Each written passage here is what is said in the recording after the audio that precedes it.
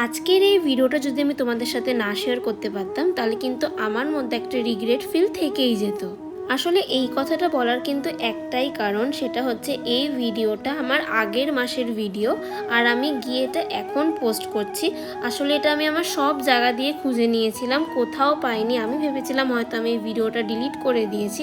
আর এই কেকটা কিন্তু আমার one of the most favourite বলতে পারো তোমরা, কারণ এই কেকটা এত পারফেক্টলি করা হয়েছে এবং এত নিট অ্যান্ড ক্লিন ছিল।